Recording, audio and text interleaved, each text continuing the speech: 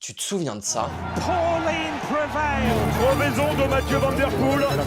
On avait encore une chute là. Encore, oui. Cette course-là, c'est Paris-Roubaix et on l'appelle l'enfer du Nord. Parce que oui, aujourd'hui, quand on pense à Paris-Roubaix, on pense aux pavés, à la boue, aux chutes, aux crevaisons, bref, à une course où les mecs ont l'air de sortir d'une guerre. Et c'est justement parce qu'à l'origine, ce surnom vient vraiment de la guerre. Paris-Roubaix, c'est une course créée en 1896, mais en 1919, après la Première Guerre mondiale, elle reprend dans un nord de la France totalement ravagé. Les organisateurs découvrent des routes détruites, des villages et des paysages dévastés. C'est là que naît ce nom, l'enfer du Nord. Au départ, c'est donc pas juste une formule pour parler de vélo, c'est vraiment une formule pour parler de territoire en ruine, mais avec le temps, ce surnom, il est devenu parfait, parce que sportivement, Paris-Roubaix, c'est un enfer. Et il a plein d'autres noms comme la reine des classiques ou la dure des durs, et quand tu vois les images, tu comprends pourquoi. Tadej Pogacar qui ne se démobilise pas, tout comme Mats Pedersen. Big crash and several riders are caught. Aujourd'hui encore, c'est l'une des courses les plus violentes du cyclisme, mais avec des spots complètement mythiques. Il y a d'abord la Trouée d'Arambert, 2 km de pavés en plein milieu de la forêt. Dans ce secteur pavé, pour l'instant, il n'y a personne dans sa roue. C'est là par exemple qu'en 1998, Johan Museeuw, le lion des Flandres,